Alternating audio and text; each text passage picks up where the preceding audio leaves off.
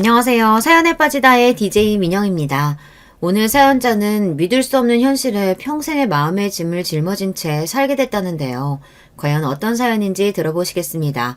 오늘도 두 가지 사연 준비되어 있는데요. 끝까지 들어주실 거죠? 그럼 바로 시작할게요. 구독과 좋아요 잊지 말고 꾹꾹 눌러주세요.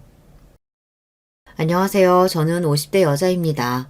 얼마 전에 친정 어머니가 돌아가셨어요. 친정 어머니께서는 요양원에 계시다가 돌아가셨습니다. 저는 친정 어머니가 요양원에 가시는 걸 반대했습니다. 자식이 셋이나 있는데 어머니가 요양원에 간다는 게 이해가 안 됐거든요. 아버지가 어릴 때 돌아가셔서 저희 삼남매 다 결혼하고 나간 뒤부터 어머니는 80이 넘을 때까지 혼자 사셨어요. 우리 집에서 멀지 않은 곳에 어머니가 사셔서 제가 거의 매일 왔다 갔다 하긴 했지만 제가 어머니 보고 싶어서 간 거였지 자식이라고 특별히 해드린 게 없습니다. 어머니께서는 워낙 정정하셔서 혼자 삼시세끼를 다 해드시는 걸로도 모자라 저나 형제들 반찬에 김치까지 항상 담가주셨거든요. 그렇다 보니 어머니처럼 멀쩡하신 분이 요양원에 왜 가야 하나 속상했어요. 그래서 처음 요양원 이야기가 나왔을 때 제가 오빠와 언니에게 요양원만은 보내지 말자고 사정했습니다. 형제가 셋이나 있는데 엄마를 뭐하러 요양원에 보내. 우리가 돌아가면서 모시면 되지. 다 멀리 사는 것도 아니고 삼남매 모두 서울에 사니 1년에 몇 개월씩 나눠서 셋이 돌아가면서 돌보자고 했어요. 그러면 어머니도 좋아하실 것 같다고요. 그런데 제가 너무 철없는 소리를 했나 봐요. 제 말에 언니와 오빠가 당황한 것 같더라고요. 너희야 둘 다 집에 있으니까 모르겠지만 난 일하러 나가야 되는데 누가 엄마를 돌봐. 천상 재호 엄마한테 봐달라고 해야 되는데 재호 엄마가 그러라고 하겠어? 더군다나 너희 남편들한테는 물어봤어? 다 늙은 장모님 모시고 있는 거 괜찮대? 저도 미처 생각하지 못했는데 저나 언니는 딸이지만 올케 언니는 며느리인데 언니가 시어머니를 모시고 싶을 리가 없죠. 더군다나 올케 언니가 엄마를 썩 좋아하지도 않는데 제가 봐도 오빠가 곤란할 것 같았어요. 무슨 말인지 알겠어. 그럼 나랑 언니랑 나눠서 엄마 모시고 있을 테니까 오빠가 시간 날 때 좀 모시고 가. 마음 같아서는 제가 다 모시고 싶어도 오빠 말대로 아직 남편이랑 상의한 게 아니라 섣불리 말할 수가 없었습니다. 그래도 언니랑 나눠서 어머니를 모시겠다고 하면 남편도 아예 이해 못하지 않을 것 같았어요. 그래도 상의는 해봐야 할 문제였죠. 사실 저희 시부모님도 두 분 다 연세가 많으신데 시골에서 두 분이 사시거든요. 시부모님 두 분 중 한 분이 돌아가시게 되면 서울로 모시고 와서 살고 싶다고 남편이 은연중에 말한 적이 있었어요. 저도 친정일에만 나설 수 없었습니다. 그래서 저도 친정일에만 나설 수가 없었습니다. 그런 와중에 언니도 나서서 한마디 하더군요. 나도 엄마 모시고 싶지 왜 아니겠어. 근데 주영아, 현실적으로 가능하지가 않아. 지금 당장 우리 큰애 고3에다가 둘째는 고2야. 그런 와중에 집에서 엄마를 어떻게 모시고 있을 수가 있겠어. 부모도 부모지만 자식들 생각도 좀 해야지. 오빠는 올케 눈치, 언니는 자식들 눈치, 저는 남편 눈치 보느라 현실적으로 엄마를 모실 수가 없는 형편이었어요. 그래, 주영이 네 마음 모르는 건 아닌데 엄마 바로 작년하고도 많이 달라. 중풍 오고 나서 기억도 오락가락하고 오른쪽 팔이랑 다리도 아직 안 좋아서 돌봐주는 사람 없으면 화장실 가기도 힘들어. 그걸 우리가 어떻게 다 해. 하루 종일 붙어 있어야 하는데. 제가 막내는 막내인가 봅니다. 언니나 오빠는 벌써 현실적으로 가능하지 않다는 걸 파악하고 있었지만 저는 뜬구름 잡는 이야기만 하고 있었어요. 저야 마음만 앞서서 뭐든 할 수 있겠는 거지. 사실 아픈 노모 모시고 산다는 게 쉬운 일은 아니죠. 저도 현실적으로 쉽지 않은 게 사실 남편도 남편이지만 저희 애들도 곧 고3에다 둘째는 사춘기가 심하게 와서 저와도 매일 다툴 때였어요.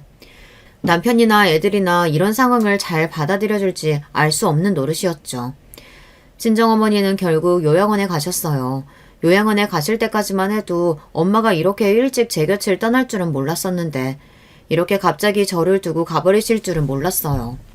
저는 나쁜 딸이에요. 저도 자식이 있는 엄마면서 엄마 마음도 모르고 엄마라는 존재는 언제까지 제 곁에 있어줄 거라고 여기고 이 나이 먹을 때까지도 철딱서니 없이 아무것도 모르는 딸로만 살았습니다. 곁에 계실 때 더 잘했어야 했는데 너무 후회가 돼요. 저희 친정엄마는 평생 고생만 하셨어요.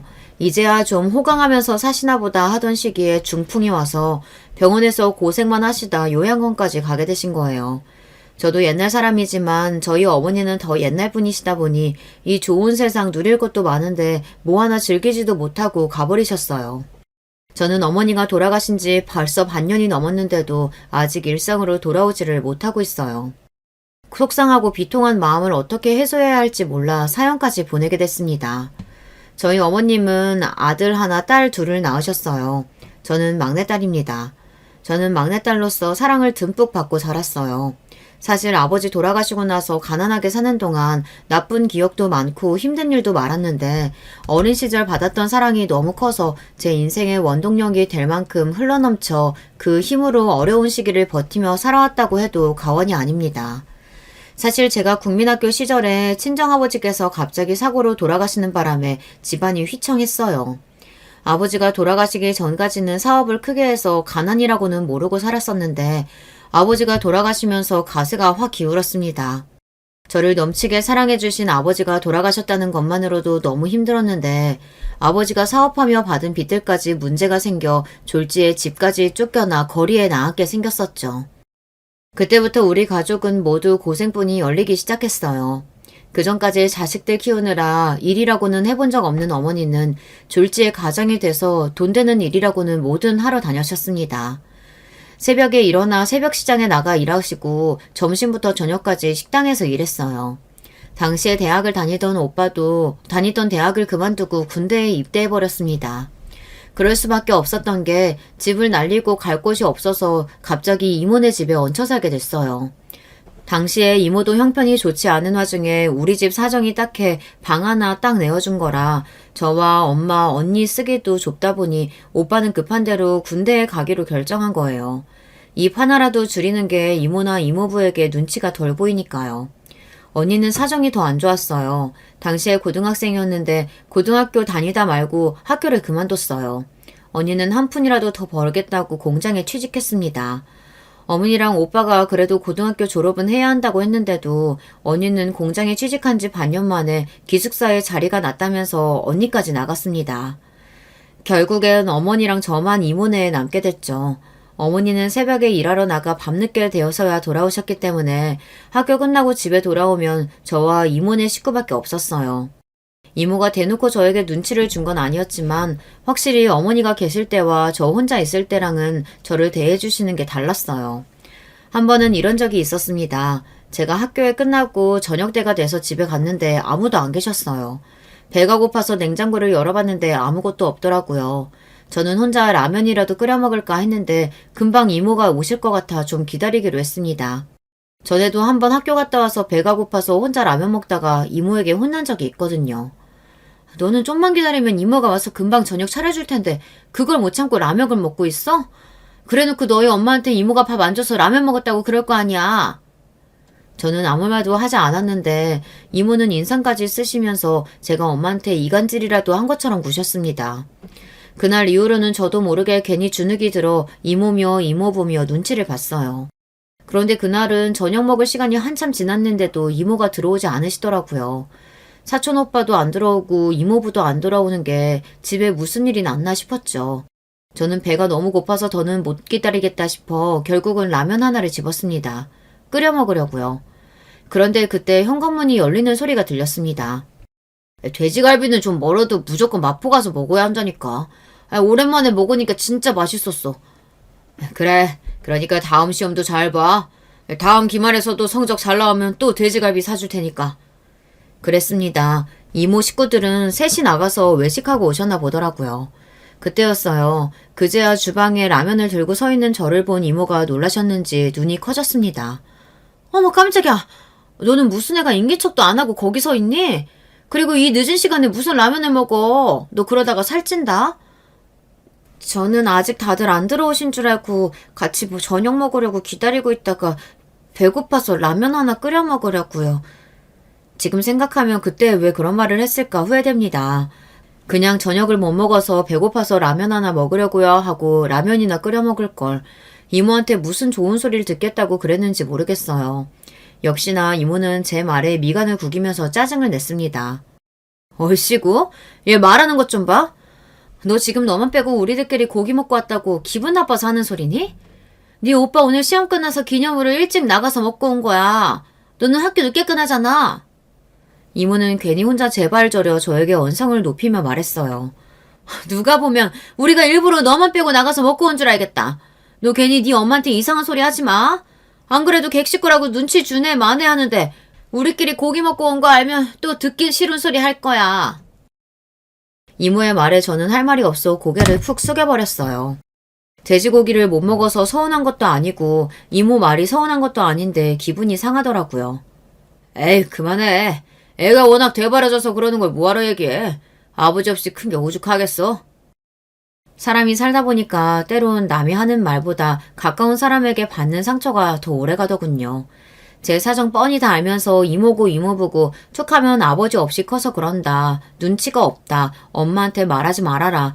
이런 소리를 툭하면 하시니 이모 집에 사는 동안 잔뜩 주눅이 들었어요. 그래서 매일 혼자 다녔습니다. 그때는 친구들이랑 있는 것도 재미없고 공부에도 흥미가 없었어요. 그래서 그냥 혼자 있는 게 가장 편했습니다. 그런데 며칠 뒤 이모네 집을 나오게 됐어요. 언제쯤 이모 집을 나갈 수 있을까 매일 기도했었는데 그 기도가 통한 건지 어느 날 어머니께서 집을 구했다고 나가자고 하시더라고요. 그때까지도 저는 오빠가 제대할 때가 됐으니 어머니께서 무리해서 집을 구했나 보다 했는데 그게 아니었습니다. 알고 보니 어머니께서 제 일기장을 보셨더라고요. 그맘때가 제가 사춘기라 예민했던 시기라 남몰래 혼자 가슴앓이 하던 이야기를 그대로 다 일기장에 적어뒀어요. 이모나 이모부 때문에 서운했던 일들을 그대로 다 일기장에 적어뒀습니다. 그런데 어머니께서 우연히 제 일기장을 보셨나 보더라고요. 그날 어머님은 밤새 눈물을 쏟다가 결국은 다음날 바로 일하던 가게에 가부를 받아 저희 식구 간신히 들어가는 방 한 칸을 구하신 거예요. 어머니는 그런 분이셨습니다. 다른 건 몰라도 자식들까지 남 눈치 보면서 마음고생하는 건 참을 수 없으셨던 거죠.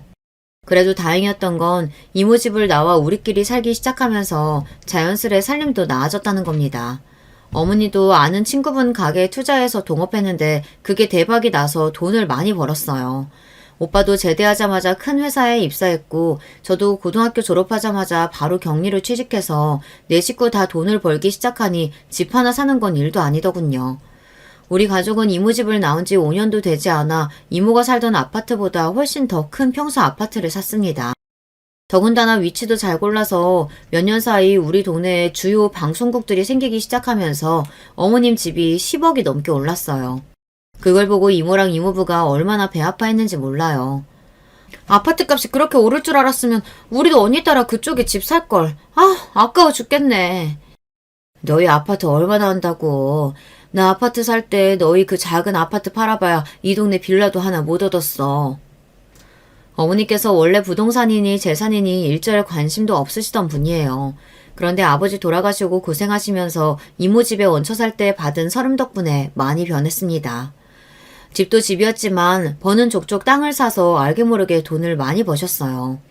아마 어머니 성격에 우리가 힘들 때 이모랑 이모부께서 잘 챙겨주셨다면 어머니도 그렇게 매몰차게 구실 분은 아니에요. 뭐라도 하나 통 크게 떼어주실 분이죠. 그때 이모나 이모부가 저에게 눈칫밥을 먹인 게 어머니는 평생 한으로 남아 그 이후에도 이모랑 이모부는 어머니에게 미운탈이 제대로 박혀 사람 대접을 못 받았어요. 3남매 중 제가 어머니를 가장 많이 닮았습니다. 정도 많지만 사람한테 한번 질리면 다시는 봐주질 않아요. 어릴 때야 돈 때문에 다들 고생하긴 했지만 성인이 된 이후로는 다들 잘 지냈어요. 저희 형제들은 결혼들도 빨리 했습니다. 우리 집 3남매는 모두 연애 결혼했어요. 애들도 다 비슷한 시기에 낳아서 애들 나이도 다 비슷해요. 3남매랑 어머니 모두 한 동네에 살면서 가깝게 지냈어요. 물론 가족이라도 매일 좋을 순 없으니 싸우기도 참 많이 싸웠습니다. 특히 저와 오빠는 만나기만 하면 그렇게 싸워요. 원래 어릴 때부터 오빠와 저는 성격이 안 맞았어요. 오빠는 남자가 속도 좁고 그릇도 작아요. 반면에 저는 여자치고 배포도 넓은 편이고 그릇도 큽니다. 그러다 보니 저와 오빠는 집안에 무슨 일만 있으면 서로 이해도 못하고 답답해했어요. 특히나 올케 언니와도 제가 성격이 맞지 않아 자주 부딪혔습니다. 한 번은 그런 적이 있었어요. 어머니 칠순 때의 일입니다. 저는 다른 생일도 아니고 칠순이니 가족끼리 뭔가 의미 있는 일을 하고 싶었어요. 그래서 가족여행을 계획했습니다. 마음 같아서는 비행기 타고 멀리 다녀오고 싶었지만 어머니도 너무 먼 곳은 힘들다고 하셔서 제주도 정도로 말을 마쳤어요. 여행에 들어가는 경비는 형제 셋이 똑같이 나누기로 했습니다.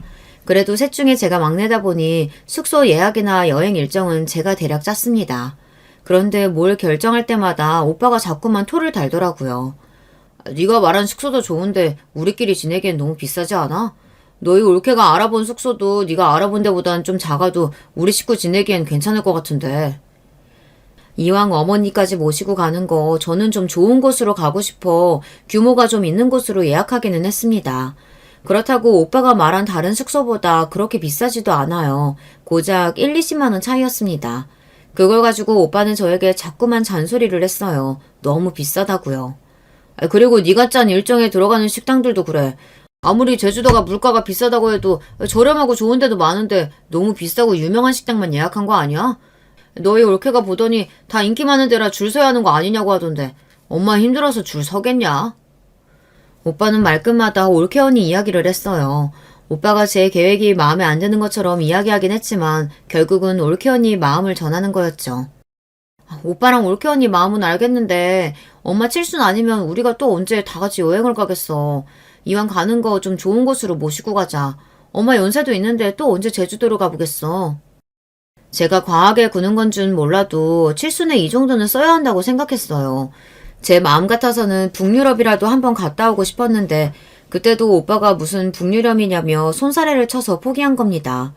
그렇게 어렵사리 제주도에 가서 오빠와 저는 또 싸웠어요. 오빠와 싸울 일은 아니었는데 저와 올케 언니가 자꾸만 티격태격하게 되면서 결국은 오빠와 싸우게 됐어요. 시작은 올케 언니 때문이었습니다. 숙소에 도착하자마자 올케 언니가 혼자 자꾸만 궁시렁거렸어요. 숙소라고 별로 좋지도 않구만. 이게 어떻게 100만 원이래? 아유, 돈 낭비도 이런 돈 낭비가 없네. 에이, 방이 4개 이렇게 넓은데 2박에 100만 원이면 싼 거지. 내가 보기엔 너무 잘 골랐네 뭐. 언니까지 제 편을 드니 올케 표정이 순간 차갑게 굳었습니다. 그러더니 무슨 어린애처럼 징징거렸어요. 제가 고른 데는 이 방이랑 똑같은데 2박에 90만 원도 안 했다니까요. 올케는 참 눈치가 없어요. 굳이 좋은 분위기를 망치는 데에 도가 텄습니다. 올케 한마디에 기분 좋게 짐을 풀던 가족들이 다들 입을 다물었어요. 어머님마저 괜히 저희 눈치를 보셨죠. 아이고 생일 별것도 아닌데 괜히 어미 때문에 비싼 데로 왔나 보다. 어머니까지 돈 얘기를 하시니 저는 순간 짜증이 났습니다. 돈 10만 원 때문에 굳이 이런 말을 해야 하나 싶어서요. 언니가 말한 숙소는 수영장도 없고 주변 볼거리라고는 없잖아요. 여기는 조식도 포함인데다가 수영장까지 있어요. 그냥 10만 원 더 주고 여기 오는 게 훨씬 더 이익이라고요. 올케 하는 짓이 너무 얄미워서 저도 모르게 순간 욱했습니다. 마음 같아서는 그렇게 싫으면 올케는 그냥 가라고 하고 싶었어요. 어머, 누가 뭐래요? 고모는 왜 그렇게 욱하고 그래요? 누가 보면 이 호텔에서 무슨 돈이라도 받은 줄 알겠네. 여기 어머, 온스풀도 있고 안마기도 있네. 너무 좋다. 올케는 항상 저런 식이에요. 얄밉게 자기 할 말은 다 하면서 꼭 나중에는 발 빼고 들어가죠. 한마디 더 하고 싶었지만 좋은 날이니 그냥 그러려니 하고 넘어갔습니다. 그런데 그 정도는 예교편에 불과했어요. 그 이후 2박 3일 동안 올케는 사사건건 제 심기를 건드렸습니다. 밥을 먹으러 가든 구경을 하러 가든 제가 짠 동선이 다 마음에 안 든다는 투였죠. 제가 한 달 전부터 최단거리로 동선을 짜서 유명한 식당이라는 식당을 다 알아봤어요. 유명 후기며 블로그까지 다 찾아가며 실제로 제주도민들이 인정하는 맛집으로만 엄선한 겁니다. 그런데도 올케 언니는 가는 데마다 짜네, 싱겁네, 꼬투리를 잡더니 구경 갈 때마다 이런 걸 꼭 봐야 하느냐고 토를 달았어요. 처음엔 저도 몇 번 받아줬습니다. 정말 재미없어서 하는 소리일 수 있으니까요. 그런데 흑돼지 전문점에서 저도 터져버리고 말았습니다. 그 전에 물놀이하고 씻고 나와서 다들 배고픈 와중이었는데 식당에 들어서자마자 제주도 와서 흑돼지는 너무 흔하지 않냐면서 되지도 않는 소리를 하더라고요. 나는 하루 종일 삼시세끼 다 챙겨 먹으라니까 너무 배부른데 고모들은 이 흑돼지가 또 들어가요? 아무튼 다들 잘 먹는다니까. 내가 제주도 와서 흑돼지를 또 먹게 될 줄이야. 너무 뻔하다 뻔해. 저도 하루 종일 어머니 챙기랴 식구들 챙기랴 피곤해 죽겠는데 자꾸 옆에서 아무것도 안 하면서 입으로만 침을 치니 재수가 없더라고요. 그래서 참다 한마디 했습니다. 올케 언니는 음식만 나오면 다른 사람 안 챙기고 무조건 자기 입으로 들어가면서 꼭 먹기 전에 배부르다고 안 먹는다고 하더라. 왜 그러는 거예요, 도대체? 그냥 습관적인 거예요? 올케 언니가 음식을 먹을 때마다 하는 특유의 말이 있어요. 자기는 항상 입이 짧대요. 그러면서 옆에 애들이 있건 시어머니가 있건 일절 챙기지도 않고 무조건 자기부터 먹어요. 그런 모습이 내내 거슬려서 벼르고 있었는데 자꾸 재수없게 툴툴거리니 저도 모르게 비아냥거리게 되더군요. 고모, 무슨 말을 그렇게 해요? 내가 또 언제 다른 사람 안 챙기고 나만 먹었다고. 나 입 짧은 거 몰라서 그래요? 내가 먹어봐야 얼마나 먹는다고. 언니 모르나 본데 언니 맨날 그래요. 언니네 애들 어릴 때도 애들 밥부터 안 챙기고 항상 언니 먼저 먹어가지고 나랑 엄마가 맨날 언니네 애들까지 밥까지 챙기고 그랬잖아요. 너는 기분 좋은 날 왜 자꾸 별일 아닌 거 가지고 애들 엄마한테 툴툴거려. 아, 이까지 식당 좀 알아봤다고 생색내는 거야, 뭐야. 오빠는 또 올케 언니 편만 들었습니다. 항상 그런 식이에요. 올케 언니가 틈만 나면 궁시렁거리고 저에게 비아냥거리는 건 안 보이는지 제가 한마디 하면 그거 가지고 매일 뭐라고 했어요. 이까지 식당? 그러는 오빠는 엄마 칠순이라고 여행 오면서 뭐 하나 알아보기라도 했어? 심지어 피곤하다고 운전도 하나도 안 하고 사이들만 시키면서. 애초에 말을 하지 말았어야 했습니다. 한번 터지기 시작하니 끝도 없더군요. 여행 내내 오빠랑 올케 언니한테 쌓여있던 분노가 터져버렸습니다. 야, 내가 운전 좀 안 할 수도 있지. 네 남편 운전 좀 시켰다고 그게 그렇게 마음에 안 들었냐? 운전 좀 시킨 수준이 아니었어요. 식구가 많다 보니 렌트를 2대 빌려서 갔어요. 형부랑 언니가 탄 차는 언니가 운전하다 보니 둘이 번갈아 운전했습니다. 하지만 저희가 탄 차에는 남편이랑 오빠만 운전할 수 있었어요. 그런데도 제 남편이 무슨 가이드도 아니고 이틀 내내 이동하는 동안 저희 남편에게만 운전을 시켰습니다. 제가 오빠에게 대놓고 운전 좀 하라고 말했는데도 본인이 너무 피곤하다고 못하겠다고 했어요. 오빠가 운전만 안 했어? 여행 와서 이틀 동안 아무것도 안 하고 누워만 있었잖아. 오빠가 뭔데? 상전이야? 어려서부터 장남이라고 어머니가 오냐오냐 상전으로 키우기는 했지만 아무리 그래도 다 늙어서 사람이 눈치가 있어야죠. 이틀 동안 운전도 운전이었지만 정말 손 하나 까딱 안 했어요. 뭐? 이게 말이면 단줄하나. 어디서 버릇없이 오빠한테 따박따박 말대꾸야. 아이고, 남의 식당에서 뭐 하는 거야? 그만 대 못해? 너희는 어쩜 다 커서도 그렇게 쌈박질이냐? 어머니의 말씀에 그제야 저와 오빠는 둘 다 진정했습니다. 그제야 정신이 차려졌어요. 그 정도로 오빠와 저는 성격이 잘 맞지 않습니다. 물론 올케 언니 때문이기도 했지만 오빠와도 원래 잘 맞지 않아요. 핏줄이니까 보고 사는 거지 아마 사회에서 만났으면 상정도 안 했을 거예요. 어려서는 뭘 몰라서 그런 줄 알았어요. 그래서 시간이 지나면 좀 나아질 줄 알았는데 나이가 든다고 해서 달라지는 게 아니더군요. 오빠와 저는 애초에 가까워질래야 가까워질 수 없었어요. 그 이후로도 집안에 크고 작은 문제가 생길 때마다 오빠와 저는 항상 부딪혔습니다. 한 번은 그런 적이 있었어요. 어머니께서 요양원에 가시고 난 뒤 첫 번째 명절이었습니다. 딸로서 그냥 넘어간다는 게 마음에 걸려 아버지 제사 음식을 하면서 요양원의 직원들 좀 드시라고 전이랑 나물을 좀 챙겼습니다. 명절날 요양원에 면회라도 가려고요. 나 애들 아빠랑 내일 엄마 보러 요양원 잠깐 갔다 오려고 하는데 오빠랑 올케 언니도 별일 없으면 같이 갈래요? 큰언니네 형부가 장남인데다 시댁이 부산이라 명절이면 항상 일찍부터 부산에 내려갔다가 명절이 끝날 때가 돼서야 올라와요. 어머니가 요양원에 가시기 전에는 당연히 어머니 댁에서 지냈지만 그 이후로 아버지 제사는 오빠랑 제가 지내요. 그마저도 오빠는 올케 언니 눈치 보느라 말도 못해서 음식 준비는 제가 해서 아침마다 오빠네 가지고 갑니다. 남편은 제 속도 모르고 괜히 궁시렁거리지만 저는 차라리 이게 속 편해요.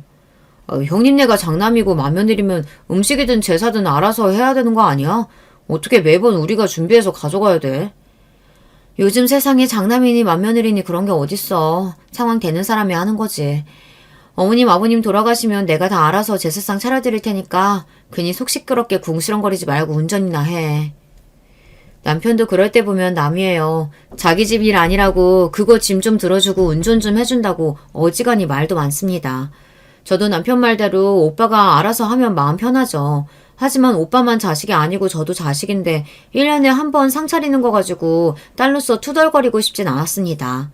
오히려 제 손으로 정성스레 차릴 수 있어서 좋아요. 어차피 오빠네랑 집도 가깝고 우리 아버지 제사인데 딸인 내가 하는 게 당연하다라고 생각하면 마음이 더 편했어요. 그런데 제사고 음식이고 다 떠나서 집에 무슨 일이 있을 때마다 올케 언니를 만나면 그냥 기분이 잡쳤습니다. 사람이 참 이상해요. 오빠랑 결혼하고 가족이 된 지가 언젠데 아직도 올케 언니를 보고 있으면 사람이 참 생각이 짧고 밉상이다 싶습니다. 올케 언니가 시집와서 아버지 제사 같이 지낸 지가 30년이 다 돼가요. 물론 그동안 음식은 어머니랑 제가 다 알아서 하긴 했지만 그래도 올케 언니도 옆에서 보고 도우면서 배운 세월이 있습니다. 그런데 항상 제가 음식을 해서 가져가면 그제야 오빠를 시켜 제기랑 상을 꺼내요. 그러고는 세워라 내워라 앉아서 제기만 닦습니다. 원래 사람이 부지런하지가 않아요. 엉덩이도 무거워서 보고 있는 사람이 답답해 그냥 제가 하고 맙니다. 일 못하는 건 그렇다고 쳐요. 일머리가 없어서 그러는 건데 제가 손이 언니한테 뭐라고 할 수는 없으니까요. 그런데 진짜 싫은 건 말버릇입니다. 명색이 시댁 행사인데 가족이 모이기만 하면 올케 언니는 옛날 일을 이야기하며 자기 하소연만 해요. 무슨 본인이 대단한 시집살이라도 당한 것처럼 구는데 정말 꼴보기도 싫습니다. 그날도 어김없이 저랑 오빠는 음식을 다시 데우느라 정신이 없어 죽겠는데 올케 언니는 눈치 없이 가만히 앉아서 제기만 만지작만지작 거리며 듣기 싫은 소리를 떠들어댔어요. 아유, 내 팔자야. 내 나이 내일 모레면 환갑인데 얼굴도 모르는 시아버지 제사상을 아직도 차리고 있네. 올케 언니가 저에게 들으라는 듯 대놓고 중얼거리는데 정말 혈압이 확 오르더라고요. 도대체 본인이 제사상을 차리기는 뭘 차린다고 저런 소리를 하는지 모르겠어요. 인간이 양심이 없어도 너무 없습니다. 힘들면 그거 내려놓고 그냥 들어가. 우리가 다 알아서 할 테니까. 며느리가 돼서는 시아버지 제사상 하나 차리면서 무슨 말이 그렇게 많아. 자기가 맏며느리라고 뭘 그렇게 한 게 있다고. 평소 같으면 올케 언니가 뭐라고 하든 큰오빠도 큰소리 칠 사람이 아닌데 제 표정이 좋지 않으니 오빠도 신경이 쓰였는지 괜히 언니한테 한 소리 했어요. 올케 언니도 가만히 있을 사람이 아니었죠. 내가 왜 한 게 없어? 이 나이에 시어머니 집에서 모시고 있으면서 갖은 시집살이란 시집살이는 혼자 다 했는데.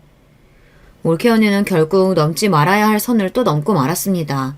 내내 참고 있던 제 심기를 결국은 건드리는 말을 하고야 말았어요. 언니가 한 게 뭘 있다고 시집살이 했네만 해요.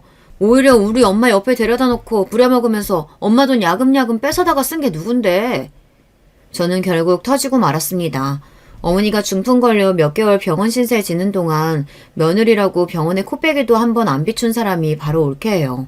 거기다가 오빠가 며칠 어머니 병원에서 병간호 좀 했다고 저한테 전화와서는 엄마 병간호를 돈 벌러 다니는 바쁜 오빠한테 시키냐고 딸들이 해야지 이렇게 소리 지른 것도 바로 올케 언니입니다. 그뿐만이 아니에요. 어머니가 생활비 통장으로 쓰는 통장이 있어요. 평소 어머니께서 그 통장에 있는 돈을 체크카드로 쓰세요. 어머니께서 은행에 자주 가기 힘드시다 보니 제가 통장은 가지고 있고 카드는 엄마가 가지고 있습니다.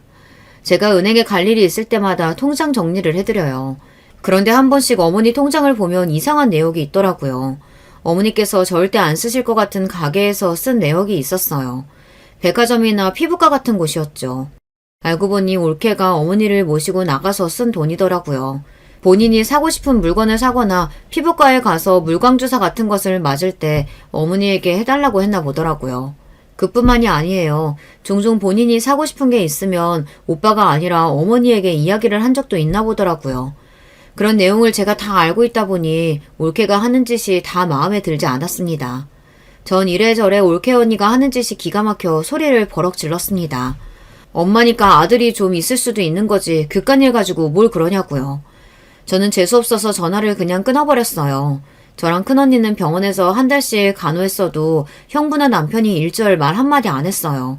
당장 돌봐야 할 어린 자식이 있는 것도 아니고 며칠 쉰다고 생업에 지장이 생기는 사람도 아니면서 오빠가 병원에 며칠 있는 게 올케는 그렇게 싫었나 보더라고요.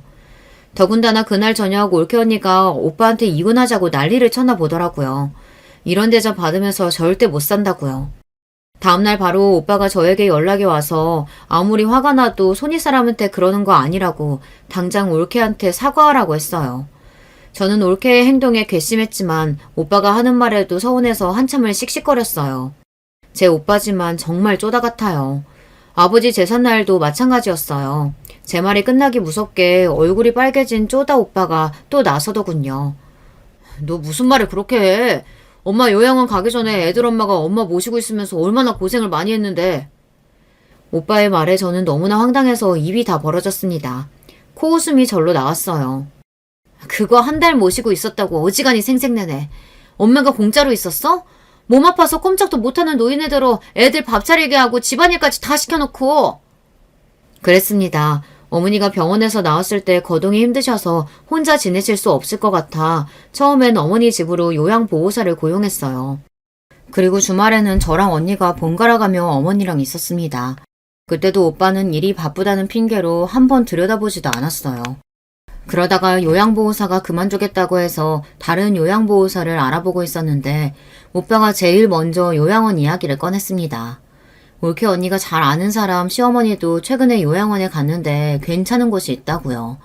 저는 끝까지 요양원에 보내고 싶지 않아 차라리 제가 모시겠다고 반년만 어머니를 모시고 있었어요.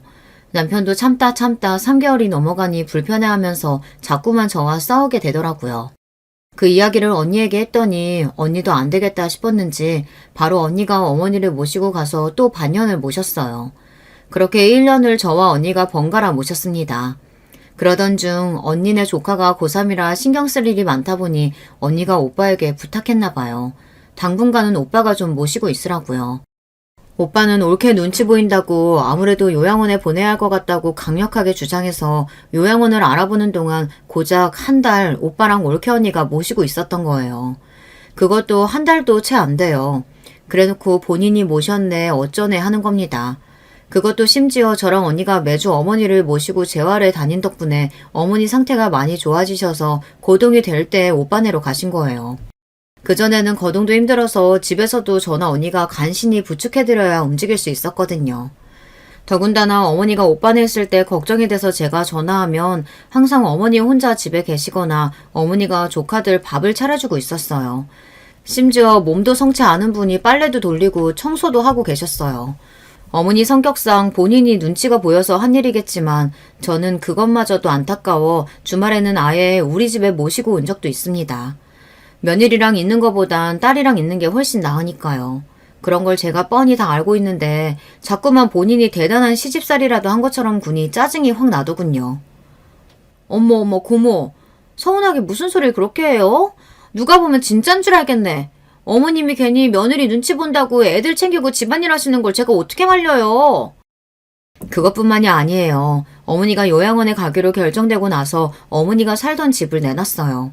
그 집이 팔리면 그 돈의 일부를 요양원비로 빼놓고 나머지는 자식 셋이 나눠 가지라고 하셨죠. 저나 형제들은 지금 당장 중요한 돈이 아니니 어머니를 조금이라도 더 좋은 요양원에 모시려고 이것저것 까다롭게 알아보고 있었습니다. 비용이 좀 비싸도 시설이 좋은 곳으로 모시려고요. 그 와중에 올케 언니는 그 돈이 욕심났는지 툭하면 부동산에 가서 집 왜 안 나가느냐고 부동산 사장님을 닥달했대요. 부동산 사장님이 얼마나 기가 막혔으면 저한테 그런 소리를 다 하더라고요. 며느리는 확실히 남이라고요. 그런 소리까지 듣고도 저는 일절 말 안 했어요. 올케 언니가 예뻐서가 아니라 지금까지 제가 봐온 올케 모습을 보면 충분히 그러고도 남을 사람이니까요. 됐어요. 정신 멀쩡한 노인의 요양원 보내자고 제일 먼저 이야기한 것도 언니잖아요. 내가 모를 줄 알았어요? 맏며느리라고 며느리 노릇한 것도 없으면서 본인 편할 때만 며느리지. 저는 원래도 올케 언니가 싫었어요. 처음 결혼했을 때부터 사람이 겉과 속이 달라 보이는 게 마음에 안 들었습니다. 오빠도 어릴 때나 오빠지 사실 각자 결혼해서 살다 보면 동생이라고 걱정하고 챙겨주지 않잖아요. 자기 식구들 챙기기 바쁘니까요. 저도 마찬가지입니다. 저도 저희 식구 챙기느라 오빠 걱정할 정신이 없었어요. 그런데 올케 언니가 어떤 사람인진 중요하지 않았습니다. 오빠랑 둘이 알아서 살면 그만이었죠. 그런데 이제는 아닙니다. 올케 언니는 제가 생각한 것보다 훨씬 더 문제가 있는 사람이었어요. 사실 제가 올케 언니를 이렇게 싫어하는 이유가 있어요. 그래도 아직 오빠 아내이고 제 조카들의 어머니이니 이런 식으로 말하고 싶진 않았지만 올케 언니는 나쁜 년이에요. 사실 어머니가 돌아가셨을 때 일이 좀 있었어요. 어머니가 요양원에서 돌아가신 당일 제가 믿기지 않는 전화를 받았습니다. 보호자님, 놀라지 마시고 들으세요.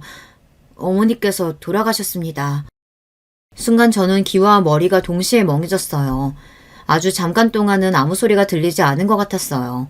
그런데 그때 요양보호사가 이야기를 하는데 순간 정신이 번쩍 뜨였습니다. 이런 이야기 드리기 조심스럽지만 오늘 오전에 환자분 며느님이 면회 신청을 하셔서 다녀가셨는데 그 직후에 갑자기 돌아가셨어요. 저는 제 두 귀로 듣고도 믿기지 않아 말문이 턱하니 막혔습니다. 저는 애써 정신을 차리며 그게 무슨 소리냐고 되물었어요. 그러자 요양보호사는 저를 진정시켰어요. 우선 다른 가족들께 연락부터 드리시고 빨리 요양원으로 오세요. 어머님 곁에 있어 주셔야죠.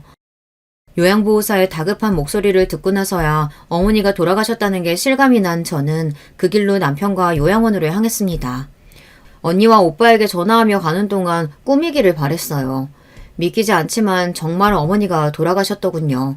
저는 정신없이 울다 실신까지 했습니다. 언젠가 어머니가 제 곁을 떠날 거라는 걸 알고 있었는데도 현실로 다가오지 않았어요. 오빠와 언니는 곧바로 장례 절차를 밟았습니다.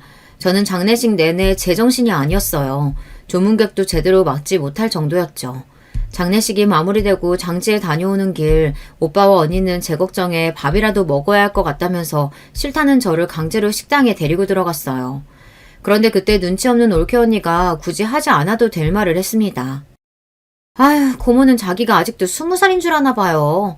어머니 장례식이면 알아서 조문객도 받고 일을 해야지 50 넘어서 어린애처럼 그게 뭐예요? 조문객들이 다들 나가면서 한마디씩 하고 하는데 내가 민망해 죽는 줄 알았잖아요. 올케 언니의 말에 저는 잠시 잊고 있던 분노가 끌어올랐습니다. 내가 슬프고 아픈데 다른 사람 하는 말이 무슨 상관이에요. 언니야말로 눈엣 가시였던 우리 엄마 죽어서 속이 다 시원한가 봐요. 아주 순댓국을 한 그릇을 싹 비웠네. 어머 올케, 사람을 모함해도 유분수지 무슨 그런 소리라고 그래요.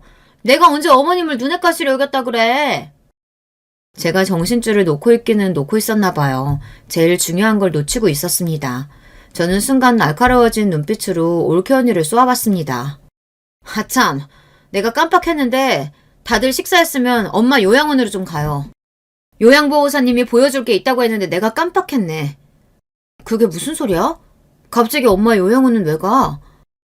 사실은 엄마 돌아가신 날 요양원에서 엄마 돌아가시기 직전에 이상한 일이 있었다고 나한테 확인할 게 있다고 했었거든. 돌아가시기 직전에 도대체 무슨 일인데? 요양원으로 오라고 했으니까 가보면 알겠지. 의아해하는 가족들을 끌고 저는 어머니가 계시던 요양원으로 향했습니다. 올케 언니는 연신 피곤하다며 거기를 왜 가냐고 했지만 저는 끝까지 다 같이 가야 한다고 했어요. 잠시 후 요양원에 도착한 저는 어머니를 맡아주셨던 요양보호사님께 연락을 드렸습니다. 제 연락에 곧바로 로비로 내려온 요양보호사님께서는 보여드릴 게 있다면서 가족들을 사무실로 안내했습니다. 그리고 잠시 뒤 사무실에 도착한 가족들은 믿기지 않는 광경을 목격하고 말았습니다. 제 눈짓에 보호사님께서 컴퓨터 화면에 CCTV 장면을 재생했어요. 어머님 돌아가신 날 여기 계신 며느님이 면회 오셨는데 그날 아무래도 좀 마음에 걸리는 게 있어서 제가 다들 오시라고 했어요.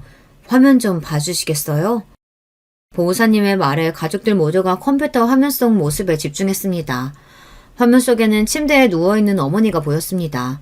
그 모습을 보자마자 언니는 울음을 터뜨렸어요. 아휴, 우리 엄마 어떡해. 어머니께서 돌아가시기 직전의 영상이다 보니 보는 가족들의 눈시울이 금방 다 뜨거워졌어요.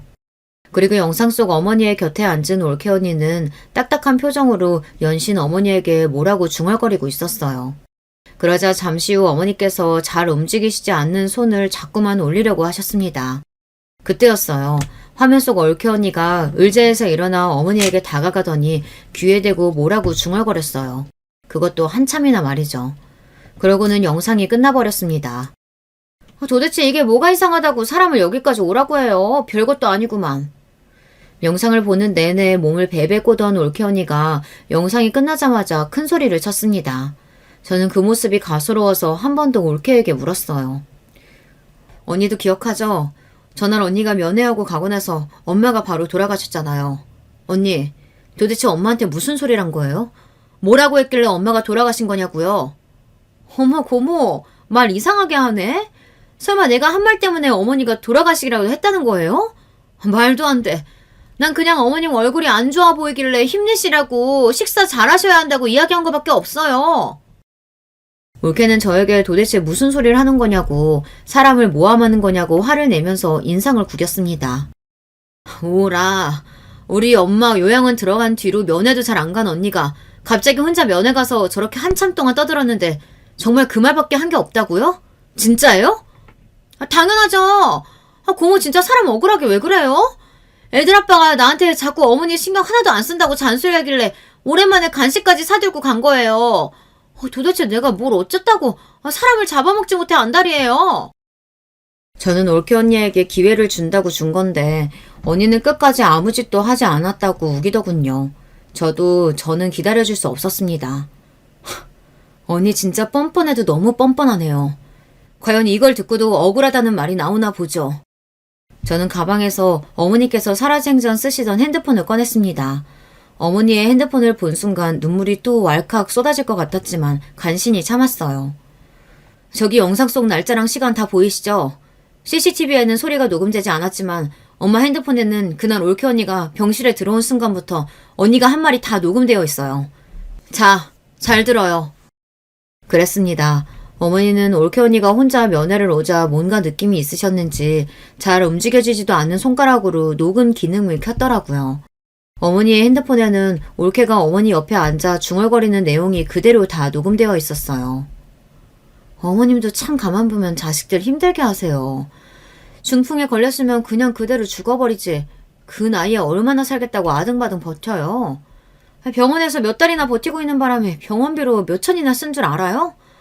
그뿐인가 딸네 집 아들 집 여기저기 거지처럼 붙어 지내면서 자식이며 손주들이며 다 고생시키더니 이제는 요양원까지 왔는데도 안 죽겠다고 버티고 있어요? 올케의 생생한 목소리에 가족들은 모두 다 놀라 입을 틀어막았습니다. 아니야 여보, 이건 아니야. 고모, 아니 인연이 나 모함하려고 만들어낸 거라니까? 올케는 본인이 아니라면서도 뭐가 그렇게 무서운지 손을 벌벌 떨며 제가 들고 있던 핸드폰을 뺏으려고 했습니다. 저는 핸드폰을 든 손을 번쩍 들어올리고 올케의 어깨를 밀어버렸어요. 아직 끝난 거 아닌데. 끝까지 다 듣고 이게 사실인지 아닌지 판단하죠. 곧바로 올케가 어머니에게 다가가 귀에 대고 속삭인 소리가 그대로 핸드폰에서 흘러나왔습니다. 손가락도 하나 까딱 못하면서 괜히 자식들 힘들게 버티지 말고 그냥 좀 죽어요. 산송장이나 다름없이 이렇게 살면서 뭐해. 제발 좀 죽어. 이 쭈글쭈글한 얼굴 꼴도 보기 싫으니까 죽으라고. 녹음된 음성이 다 끝났는데도 한참 동안 아무도 말을 하지 않았습니다. 모두 다 충격에 휩싸여 고개도 들지 못했어요. 그때였습니다. 눈물을 펑펑 쏟고 있던 언니가 올케에게 달려들었어요. 네가 인간이야? 어떻게 엄마한테 저런 짓을 할 수가 있어? 너 때문이야. 너 때문에 마음 약한 우리 엄마 충격받아서 죽은 거라고. 무슨 개소리야. 내가 뭘 어쨌다고. 며느리가 시어머니가 얼마나 싫으면 저런 소리까지 했겠어. 사람이 싫으면 무슨 소리 못해. 난 죄 없어. 내가 죽였다는 증거 있냐고. 세상에 이런 뻔뻔한 년이 또 있을까요? 나 같으면 창피해서 아무 말도 못하고 도망갈 것 같은데 올케는 오히려 큰 소리를 뻥뻥 쳤습니다. 그래, 증거 없지. 엄마는 이미 죽어버려서 땅속에 묻혔으니까. 근데 이 핸드폰이 남아있잖아. 이 핸드폰 속의 음성 내가 평생 가지고 있다가 올케, 아니 니년 늙으면 네 자식들한테 그대로 들려줄 거야. 네가 어떤 엄마인지 어떤 며느리인지 똑똑히 보여줄 거라고. 저는 있는 힘이란 힘은 다 쥐어짜서 올케에게 소리를 질렀습니다. 됐어. 저런 년 때문에 뭐하러 힘 빼. 이 오빠가 미안하다. 저런 걸 아내라고 믿고 지금까지 살았다. 이 오빠가 다 알아서 해결할 테니까 그만 돌아가자. 오빠는 세상을 다 잃은 표정으로 눈물을 흘렸습니다. 세상에 뭐 이런 거지 같은 년놈들이 다 있어. 내가 뭘 어쨌다고. 내가 뭘 어쨌다고 이래. 올케는 끝까지 자기가 뭘 잘못했는지도 모르고 큰 소리를 쳤어요. 얼마 뒤 오빠는 올케에게 이혼 소장을 보냈습니다. 오빠가 조카들에게도 올케의 만행을 다 이야기했나 봐요. 도저히 이런 여자하고는 못 살겠다고요. 오빠는 재산 분할도 해주고 싶지 않아 올케에게 소송을 걸었습니다. 어머니가 돌아가신 지 1년이 다 되어가지만 오빠는 아직 소송 중입니다. 그동안 올케는 집에서 쫓겨났어요. 오빠도 조카들도 올케와 지내고 싶지 않다고 했나 보더라고요. 오빠는 올케에게 아무것도 넘겨줄 수 없다며 끝까지 소송하겠다고 했어요. 저와 언니는 지난 일은 가슴에 묻고 잘 살아보려고 하는데 아무래도 쉽지 않습니다. 자꾸만 그날의 영상과 올케의 목소리가 귓가에 들려서 아직도 가슴이 떨리고 아파요. 그날 어머니께서 어떤 마음으로 떠나셨을지를 생각하면 잠도 못 자겠어요. 이런 저와 언니를 위해 여러분께서 위로와 힘이 되는 댓글 많이 남겨주세요. 여러분의 댓글이 저희에게 큰 힘이 될 것 같습니다. 그래도 이렇게 주절주절 떠들고 나니 조금은 기운이 차려지는 것도 같습니다. 여러분께서도 항상 즐거운 일만 가득하시길 바랄게요. 기나긴 저의 이 이야기 끝까지 들어주셔서 감사합니다. 안녕하세요. 사연 틀어놓는 걸 정말 좋아하는 애청자가 오늘은 사연 신청자로 나서보았네요. 저는 장성한 아들 3명을 둔 엄마입니다. 제가 결혼을 조금 일찍 한 편이었는데 우여곡절이 참 많았죠. 원래는 꽤 부유한 편이었으나 지인들에게 연달아 사기를 당하고 배신을 당하는 바람에 형편이 어려워진 집에서 저는 자라났습니다. 때문에 학업을 오래 있는 건 있을 수가 없는 일이었고요. 묵묵하게 돈을 벌다가 남편을 만났어요. 남편은 집안의 가장 역할을 해온 사람이었기 때문에 저처럼 쉬지 않고 일을 해온 사람의 입장을 너무나도 잘 이해하였죠. 그래서 잘 통하는 게 있었어요. 하지만 제가 너무 안일했고 순진했죠.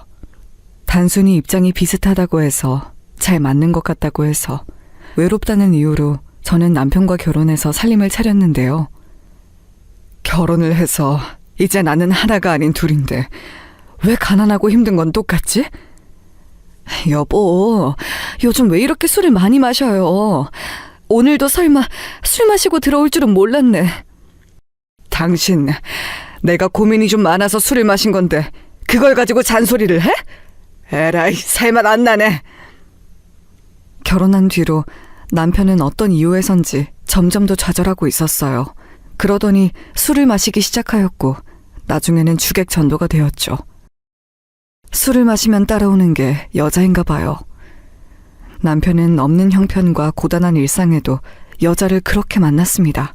그러면서 당연히 저와 부부싸움을 하는 횟수도 잦아지기 시작하였지요. 어린 여자가 그렇게 좋나 봐? 그렇게 좋아서 자기 처자식도 내팽겨치고 이 시간까지 밖에서 놀다가 들어온 거야? 왜 들어왔어? 그냥 밖에서 살지. 어디서 옆편 내가 자꾸 언성을 높여? 당신이 이러니까 내가 집구석에 정을 못 붙이는 거야. 알아? 정말 최악의 남편이자 아빠였습니다. 좁은 집, 어렸던 새 아들은 부모가 싸우는 상황에 오금이 지릴 정도로 두려워졌는지 몸을 달달 떨었었죠. 그러다가 잠에 들 때까지 훌쩍였어요. 그 모습, 그 소리, 저는 다 보고 듣고 있었죠. 너무 미안했어요. 차라리 남편이 없어지면 좋겠다고 생각하던 어느 날, 정말로 그런 일이 벌어졌습니다. 남편이 바람난 여자하고 놀러가던 길에 교통사고가 난 것이었어요. 아니야, 이런 식으로는 아니야. 이렇게 가면 나는, 우리 자식들 보기 부끄럽다는 걸 안다면 이런 식으로 떠나선 안 돼. 병원으로 달려간 저는 절규하였어요. 제발 이대로 떠나선 안 된다고 외쳤지만 남편은 야속하게도 끝내 눈을 감았습니다. 그때 저는 제정신이 아니었죠. 앞으로 저 혼자 새 아들을 건사해야 한다는 극명한 사실, 그 부담이 제 목을 휘감았어요. 저는 억지로 냉철하고 강단 넘치는 엄마가 되어갔습니다. 얘들아, 제발 쓸데없이 머리나 신경 쓰고 교복수선이나 해대는 거 하지 말고 공부를 해. 너희가 공부 안 하면 정말 끝이야. 무조건 공부해야 돼. 알았지? 저는 닥치는 대로 일을 하면서 집에 들어오면 늘 똑같은 훈계를 새 아들에게 날렸었죠. 속으론 미안했어요. 저도 마음속 고민이나 사춘기 감수성을 알아주는 엄마가 되어주고 싶었습니다. 그러나 젊은 나이에 아들만 셋을 둔 과부 입장에서 돈을 잘 벌려면 포기해야 하는 것들이 너무나도 많았어요. 제가 머뭇거리거나 휘청거려선 안 되는 거였죠. 밖에서는 악착같이 사회생활하면서 돈 버는 사람, 집에서는 끝도 없이 잔소리를 늘어놓는 엄마. 이렇게 사는 것이 스스로도 속상하고 가끔은 벅차서 깊은 밤에 혼자 밥상 펴놓고 소주를 마신 적도 종종 있었습니다. 자다가 화장실을 가고 싶어서 일어난 아들들이 저의 그런 모습을 목격할 때가 있었지만 모른 척 해주었죠. 아들들이라서 그런가 비록 살갑고 애교 많고 다정하고 이런 맛은 솔직히 전혀 없었어요. 하지만 왠지 모를 듬직함은 있었습니다. 그나마 다행이었죠. 제 일도 힘든데 만약에 아들들까지 사고를 치고 다녔다면 생각만 해도 아찔하네요. 저는 단 한 번도 일이 끊긴 적 없이 다녔습니다. 하루에 2시간씩만 자는 생활을 1년 넘게 한 적도 있었어요. 사람이 기본 7, 8시간은 자야 하는데 2시간만 자면 어떻게 되는 줄 아시나요? 사람이 약간 바보가 됩니다. 덜 떨어진 사람이 되더라고요. 그 시기에 제가 그랬어요. 무려 3가지 일을 동시에 하는 겉으로 보기엔 능력자였으나 실상은 늘 정신이 멍해져 있었기에 허점투성이었습니다. 고피를 쏟아가며 제가 쉬지 않고 일을 하기도 했지만 천운이 따라주었던 게 저희 가족에게는 엄청난 일이었던 것 같아요. 계속 이런저런 일을 전전할 것인지 아니면 누군가 기회를 주었을 때 제 사업을 해볼 것인지 기로에 서는 기점이 있었는데 여기서 제가 후자를 선택했거든요. 저 혼자였다면 절대 그렇게 못했어요. 아들만 셋인 엄마라서 용기를 낸 거였죠. 어떻게든 해보려는 마음이었으니까요. 공장부터 목욕탕까지 안 해본 일이 없었던 저는 그렇게 능력도 없었고 지식도 없었지만 작게 여성용품 사업을 시작한 후로 모은 돈을 다시 투자한 것에 운도 따라주는 바람에 정말 감사하게도 성공이라고 부를 만한 궤도에 오르게 되었습니다. 단칸방에서 4식구가 살던 시절도 있었는데 번듯한 아파트에 입주하던 날에는 정말 눈물이 났었죠. 말로만 우리 집이 아니라 정말로 우리 것인 우리 집을 갖게 되었다는 것에 저절로 행복한 눈물이 줄줄 흘러나오더라고요. 살다 보니 결국 이런 날도 오는구나 싶었네요. 그 길었던 고행길을 지나온 보람이 있었어요. 정말 여한이 없을 정도로 행복했던 순간이었죠. 어머니, 여기가 정말로 저희 집이에요? 전세, 월세 이런 거 아니고 진짜 저희 가족의 집이요? 그래, 맞아. 여기까지 쉼없이 달려온 보람이 있을 정도로 멋진 집이네. 하지만 안주하지 말고 우리 다 같이 열심히 사는 거야. 알았지? 어쩌면 안정과 만족을 모르던 저였을지도 모르겠습니다. 그런 저를 새 아들은 첫째를 필두로 묵묵히 따라주었네요. 생각해보면 아들 셋 다 남편의 기질을 닮지 않은 것이 정말 신기하고 감사한 일이었어요. 셋 다 타고난 성향, 성질이 저를 닮아 있었거든요. 장성한 아들들은 저마다 독립을 하였고 셋째 아들이 그래도 막내랍시고 살가운 면이 있어서 저하고 시시콜콜한 대화도 나누고 가끔 쇼핑도 다니고 그랬습니다. 그러다가 줄줄이 장가를 들게 되었어요. 자식 둘을 연이어 장가 보내는 것도 서운하고 갑작스럽고 힘들었는데 우리 막내까지 결혼을 하겠다고? 그게 정말이야? 아직 나이도 이렇게 어린데 굳이 결혼을 서둘러야 해? 엄마, 제가 형들을 따라서 결혼을 하려는 건 아니고요. 지금 여자친구하고 사이도 좋고 잘 맞아서 결혼하면 좋겠다고 생각을 계속 해온 것도 있었고 게다가 저만의 안정적인 가정을 얼른 꾸려보고 싶다는 욕심이 전부터 있었어요. 너는 네 형들하고 똑같은 소리를 하는구나. 자기만의 가정, 안정적인 환경을 만들어가고 싶다는 거. 그래, 우리 아들들은 이런 걸 속으로 원해온 거였구나. 그렇다면 내가 말릴 수가 없지. 우리 막내도 하고 싶은 대로 해. 인생은 그렇게 사는 게 맞는 것 같더라. 감사해요, 엄마. 저희 형제가 연달아서 쭉 결혼을 하는 것 같아서 좀 민망하긴 한데 저희 다 잘 살게요. 엄마가 저희 위해서 죽도록 고생하신 거 봐온 만큼 열심히 잘 살아볼 거예요. 그리고 아버지처럼 그렇게 가정을 망치는 사람은 되지 않을 거예요. 형들이랑 저 진작에 다 약속했어요. 아버지처럼 되진 말자고요. 그런 가장으로 살진 않을 거라고 약속드려요. 네가 이렇게 네 아버지 이야기를 꺼내는 건 처음인 것 같구나. 그런 생각을 하고 있었을 줄은, 셋이서 그런 약속을 해놨을 줄은 나로선 정말 상상도 못한 건데.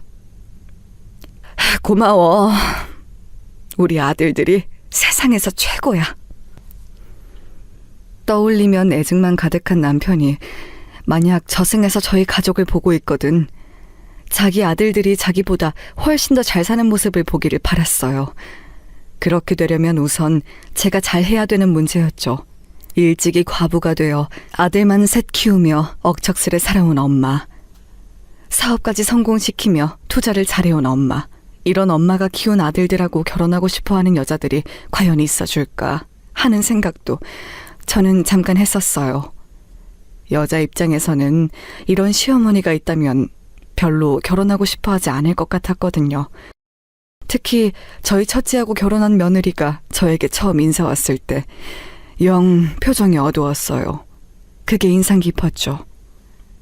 어머님, 비록 제가 집안의 경제력 수준이라든지 학벌이라든지 그런 건 더 낮고 부족하지만 성심성의껏 앞으로 잘해볼게요. 혼자 삼형제를 키워내신 분이라면 제가 발끝도 못 따라갈 것 같지만 노력은 해보겠습니다. 그렇게 부담은 안 가져도 되는데요. 부부의 연을 맺은 당사자 두 사람끼리만 잘 지내면 나는 그것으로 만족해요. 다른 건 안 바라요. 아니에요, 어머님. 굳이 애써 그렇게 말씀 안 해주셔도 돼요. 제가 앞으로 제 나름의 최선을 다해볼게요.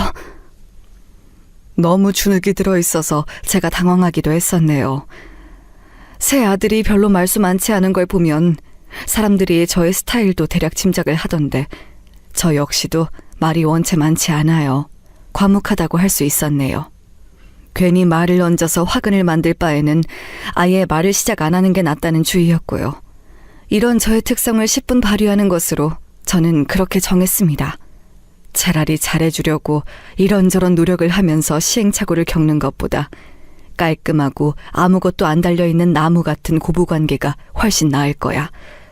일단 그게 나에게는 별로일지 몰라도 며느리들 입장에서는 좋겠지. 내가 그렇게 해주자.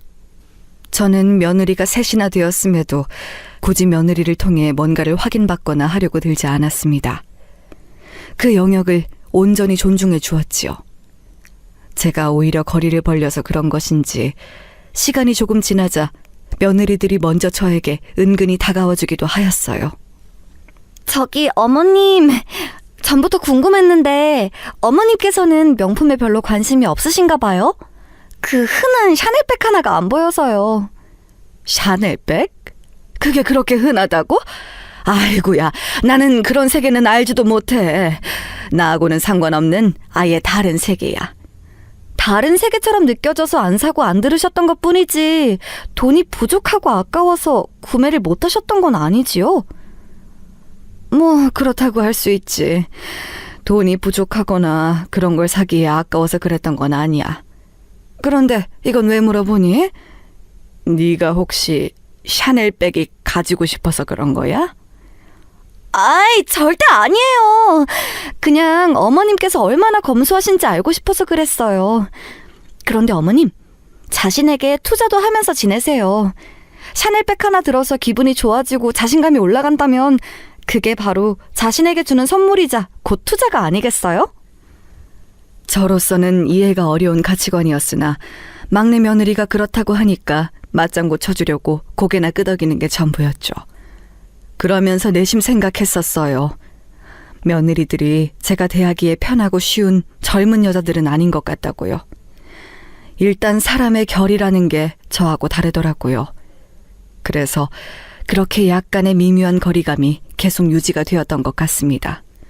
며느리들 부려먹는 거 일절 없었고 안부가 궁금하면 제가 연락을 했지 하라고 하지 않았어요. 이게 맞는 것 같았으니까요. 그렇게 지내던 어느 날이었는데요.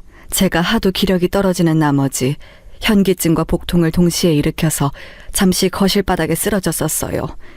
몸이 안 좋다는 증거였죠. 솔직히 말하자면 왠지 몸이 안 좋다는 건 진작에 느끼고 있었는데 워낙 이런 고생 저런 고생을 다 하면서 살아왔던지라 한편으로는 아니란 마음을 갖게 되었었죠. 원체 자주 삭신이 쑤시고 아프니 이것도 별일 아닐 거라는 생각이었죠. 그러다가 컨디션 회복이 너무 안 되고 소화까지 힘들어서 병원에 다니기 시작했습니다.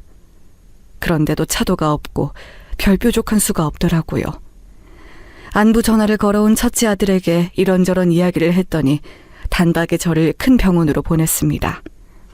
어머니, 그럴 때는 그냥 대학병원에 가셔서 정밀검사 받아보시는 게 나아요. 동네에서 이리저리 전전해봤자 어차피 똑같은 결과만 받는다고요. 그래도 번거롭고 비싸기도 하고 나 혼자 그런 곳 가기에는 겁도 나는데. 예? 며느리가 있는데 왜 그런 걱정을 하세요? 어머니, 염려 붙들어 매세요. 그러더니 병원 가는 날에 첫째 며느리가 저와 동행을 해주었어요. 첫째가 당부를 해준 모양이었죠. 누가 같이 있어서 안심이 되기도 했지만 약간 어색하기도 했습니다. 하도 며느리들하고 허물 없이 격이 없이 이런 식으로 안 지내봤더니 조금 어색한 기운은 돌더라고요. 그도 잠시 갖가지 검사를 받으라 정신이 없어졌고요. 각종 검사가 다 끝난 후에 첫째 며느리가 저에게 이러더라고요.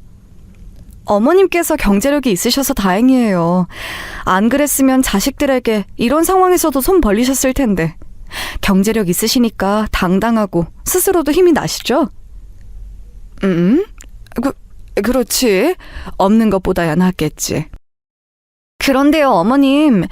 정말로 돈이 얼마나 있으신지 요런 것들은 저희들에게 말씀을 안 해주실 건가요? 굳이 꾸역꾸역 알고 싶다는 건 아니고요. 그냥 한번 여쭤보는 거예요.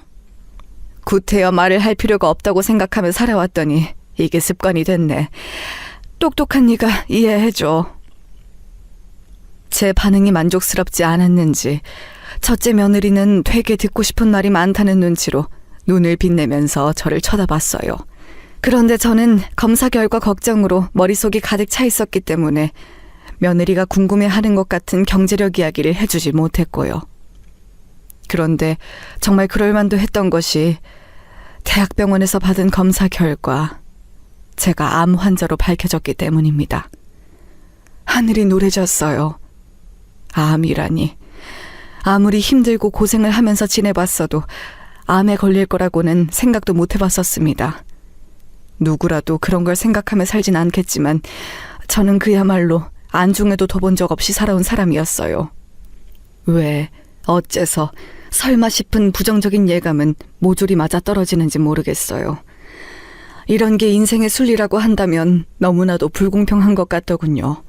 수술을 들어가 볼 만한 상태인 것에 그나마 감사하라는 의료진의 소견도 당시에는 귀에 잘 들리지 않았고요. 제 상태가 심각하다는 것만 귀에 잘 들어오더라고요. 저의 암 선고에 새아들은 당연히 난리가 났고 의외였던 것은 새 며느리가 혼비백산이라는 점이었어요. 어머님, 무조건 괜찮으실 거예요. 요즘 의료기술 대단한 거 아시죠? 그러니까 겁내지 마시고 반드시 수술 받으세요. 안 받으시고 그냥 버틸 만큼 버티시겠다고 하면 안 돼요. 수술 받으시고 새로 이막을 사셔야죠. 저희 며느리들이 기도 올릴 거예요. 어머님께서 암 이겨내게 해달라고, 수술 꼭 받으셔서 결과 좋게 해달라고 이제부터 매일 기도할 거예요. 어머님 인생은 암을 이겨내신 이후부터 새로 시작이에요. 그러더니 둘째 며느리가 눈에 눈물까지 그렁그렁 달고서는 저렇게 말을 하더라고요. 솔직히 감동이었어요.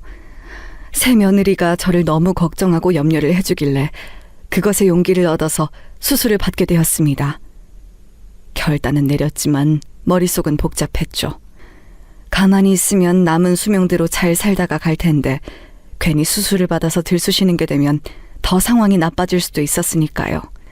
그리고 혹시 수술을 받아도 별로 대단한 영향은 없는 게 아닐까. 이런저런 걱정으로 저는 몇 날 며칠을 심란하게 보냈는데요. 막상 수술 당일이 되자 다른 걱정 한 가지만 들더라고요. 만약에 수술을 받다가 잘못되면 어떻게 하지? 전신 마취가 된 다음에 내가 다시 눈을 안 뜨면 그게 바로 죽음인 것인데, 이대로 삶이 끝나는 것인데, 내가 정말 이 엄청난 과정을 버텨낼 수 있을까? 그건 바로 죽음에 대한 것이었습니다. 저는 제가 오늘 이 순간을 마지막으로 삶이 끝날 수도 있겠구나, 이런 생각을 하였어요. 그래서 저는 조금 우스운 행동일 수도 있겠으나 짤막하게 유언장까지 작성하였습니다. 제가 보던 책 사이에 유언을 적은 종이를 끼워놓고 나니까 마음이 조금 의연해지더라고요. 수술실로 이동할 때 막내 며느리가 제 손을 잠시 잡아주었어요. 그게 참 고맙더라고요. 이제 수술실에 들어가 영영 살아서 못 나올 수도 있는데 누가 알아서 제 손을 턱 잡아주니까 그 순간에는 정말 눈물이 날 만큼 위안이 되었어요. 수술대에 눕는 그 순간 저는 기도했습니다. 수술이 잘 되어서 고비를 넘기거나 예후까지 좋은 것은 언감생심 바라지도 않으니까 멀쩡하게 깨어나서 가족들을 하루라도 더 보고 살다 가고 싶다고요. 얼마나 간절히 기도했었는지 몰라요. 저는 예정됐던 시간보다 2시간을 더 길게 수술실에 있었습니다. 아주 긴 마라톤 같은 수술이었지요. 그리고 저는 깨어났습니다. 하늘에 감사하게도 두 눈 멀쩡히 떠서 다시 세상을 보았고요. 자식들, 며느리들의 얼굴도 바로 분간해냈습니다.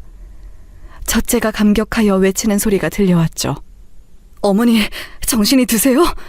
아까 잠시 눈을 뜨셨었는데 다시 의식을 잃으셔서 걱정했어요. 어머니, 이제 한시름 놓았습니다. 수술 성공적으로 잘 마쳤다네요. 이제 마음 편히 잡수세요. 그리고 진정한 인생 2막을 사셔야죠. 첫째의 목소리를 듣고 나서야 실감이 되더라고요. 제가 죽지 않았다는 것, 수술이 아주 잘 끝났다는 것, 그야말로 작은 기적이 일어났다는 것을 알고서 제가 눈시울이 뜨거워졌습니다. 이전까지 살아온 것 이상으로 더 값지게 살아보겠다는 결단이 섰지요. 나이가 있다 보니까 젊은 사람들처럼 수술 후의 회복이 빠르진 않았습니다만 워낙 깔끔하게 수술이 잘 되었기 때문에 저는 나날이 회복이 되고 있었어요. 번갈아가며 병문안을 온 며느리들이 무척 기뻐해 주었지요. 어머님, 수술이 이렇게 잘 끝날 줄 알았다면 수술을 받을까 말까 하면서 괜한 걱정을 안 했을 텐데요. 그렇죠?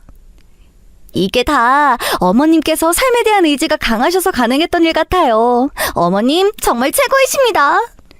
저는 어머님께서 수술실 들어가시기 전에 의연하게 제 손을 맞잡으시는 것 보고서 예감했어요.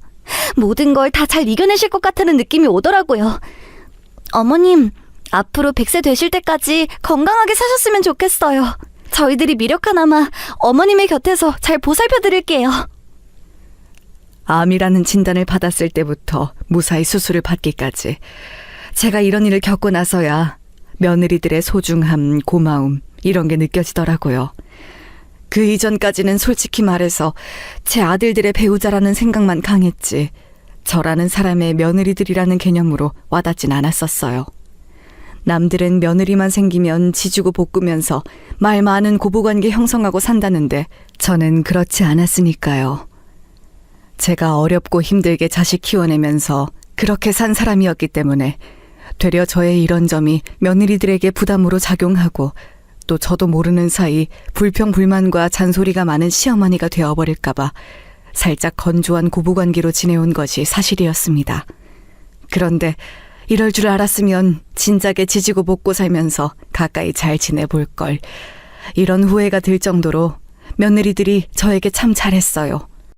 살뜰하게 저를 걱정하고 살피고 또 응원하고 이런 모습들을 보면서 제가 감동도 받았습니다. 퇴원해서 꼬박 한 달이 지났을 때 제가 주말에 다들 모이라고 그래서 다 같이 식사를 했는데요. 새 며느리들에게 제가 따로 그날 이렇게 말을 했습니다. 내가 이런 속마음을 꺼내놓고 사는 것에 영 재주가 없는 사람이야. 여자 혼자 아들만 셋 키우고 살면서 나약한 면모를 보이면 안 된다는 강박에 시달렸기 때문인지 습관적으로 굳어져서 쉽게 겸연쩍어하고 멋쩍어 하느라 속마음을 잘 내비치지 못하는데 이번엔 내가 너희들에게 꼭 말로 내 마음을 전해야겠다 싶더구나. 다들 고맙다. 고마워. 내 아들들하고 결혼해줘서 고맙고 내 며느리들이 되어줘서 고맙고 이번처럼 나에게 큰 일이 닥쳤을 때 한마음 한뜻으로 나를 위해 기도해줘서 고마워. 덕분에 내가 기적처럼 목숨 건지고 다시 건강을 욕심내게 된 것이 아닐까 싶네. 우리 앞으로 멋지게 살아보자. 너희들에게 정말 좋은 시어머니 작정하고 되어볼게. 얼마나 쑥스러웠는지 몰라요. 제가 죽다 살아난 사람이기 때문에 한 번 더 인생을 선물 받았다고 생각하면서 마음가짐을 달리했기에 가능한 일이었습니다. 아니었다면 민망해서 절대 제 입에 그런 소리 못 담았을 것 같아요. 새 며느리는 내심 놀란 것인지 별 말도 못하고 그저 고개들만 끄덕끄덕하면서 저를 향해 웃어주더라고요. 이런 수더분한 며느리들을 그간 제가 몰라보고 더욱 가까이 두지 못하고 지내온 게 재차 아쉬울 따름이었습니다. 제가 며느리들을 향해 덕담 몇 마디 더 던졌고요. 그렇게 화기애애하게 저희들만의 짧은 시간은 끝이 났어요. 둘째가 저보고 그러더라고요. 어머니, 수술 잘 받으시고 암을 이겨내시더니 부쩍 며느리들과 가까운 시어머니가 되신 것 같네요. 나는 원래부터 며느리들과 가까이 잘 지내보고 싶었어. 그간 본의 아니게 기회가 없었던 것뿐이지. 제가 너스레를 떠는 모습이 싫지 않은지 둘째가 신기하단 표정으로 웃더라고요. 저는 또 하늘에 감사했죠. 이렇듯 전보다 더 나은 일상을 선사해준 하늘의 선물에 배반하지 않고 더 멋지게 살아보리라 싶었습니다. 저는 그때 어떤 생각까지 했는가 하면요. 암이라는 강력한 인생의 고비는 어쩌면 저에게 진정한 가족의 모습을 안겨주기 위한 하늘의 안배가 아닐까 했어요. 참나, 지금 생각하면 씁쓸하기만 합니다. 그로부터 얼마 뒤 제가 병원에 가서 검진도 받고 막내 생일이 다가오고 있어서 기념으로 주말에 미리 다 같이 오리고기를 먹기로 하였어요. 유명한 오리고기 식당으로 모였죠.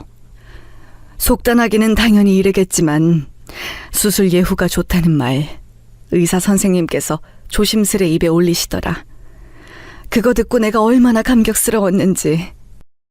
이런 좋은 날에 우리 막내 생일을 미리 축하하며 맛있는 음식을 같이 먹을 수 있으니 너무 행복하네. 엄마, 수술 받으실 때까지만 해도 올해 제 생일을 무사하게 함께 보내주실지 확신이 없어서 제가 속으로 걱정이 많았는데 지금은 이렇게 근심 하나 없으니 진짜 꿈만 같네요. 엄마, 저도 행복해요.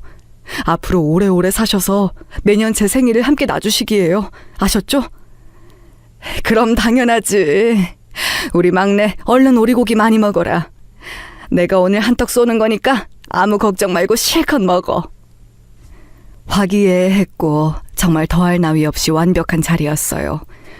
저는 그때까지만 해도 정말 그렇게 생각했어요. 모두가 얼굴에 웃음기를 머금고 있었지요. 둘째 며느리가 문득 제 쪽으로 몸을 숙이더니 이렇게 묻기는 했었어요.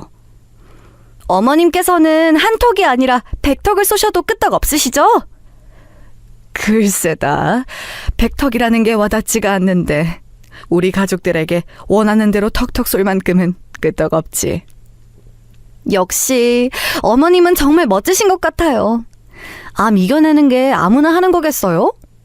제 생각이지만 그게 다 재력이 뒷받침되니까 심적인 여유가 깔려 있어서 가능하셨던 게 아닐지. 어머님께서는 정말 다 가지신 분이네요. 다 가졌다니? 그건 좀 아닌 것 같구나. 나도 가지지 못한 게 있지. 너희는 가지고 있지만 나는 가지지 못한 것. 네? 그게 도대체 뭔데요? 혹시 저희에게 넘겨주신 재산 같은 거라도 되나요? 그런 이야기가 아니고 내가 말하려던 건 젊음이야. 아무리 잘났어도 나이는 못 숨긴다고 하잖아.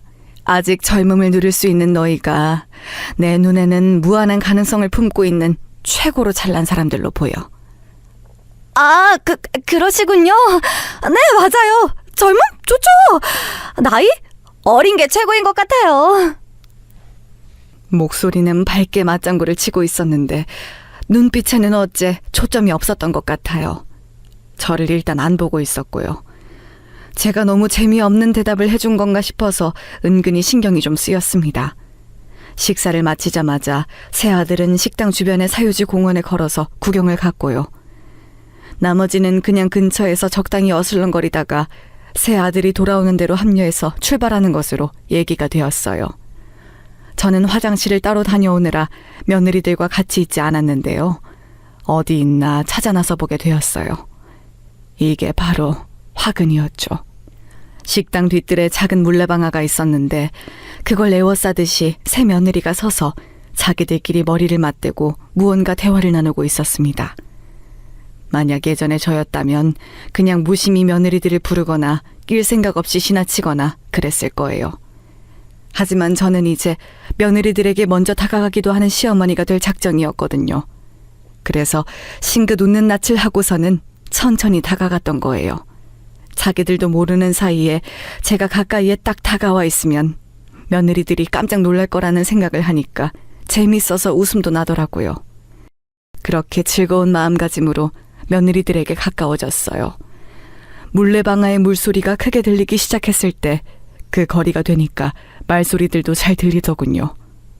정확한 발음으로 막내 며느리가 이렇게 말하는 게 들려왔습니다. 그러니까요. 정말 짜증나 죽겠어요. 제발 수술 망하라고. 수술실 들어가기 전에 제가 손까지 잡으면서 빌고 또 빌었는데 왜 수술이 잘 되고 지랄이었을까요? 제 걸음이 우뚝 멈췄어요. 암 수술의 후유증인지 순간 헛것이 들린 모양이라고 저는 그렇게 믿고만 싶었습니다.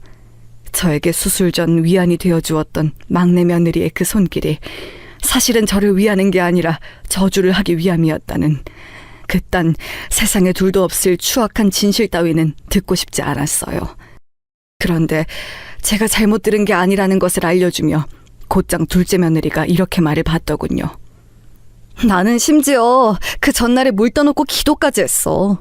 제발 수술이 잘못되어서 그대로 수술실에서 뒤지거나 살아나와도 별로 가망 없다는 판정을 받게 해달라고 내가 진짜 물 떠놓고 싹싹 빌었다니까?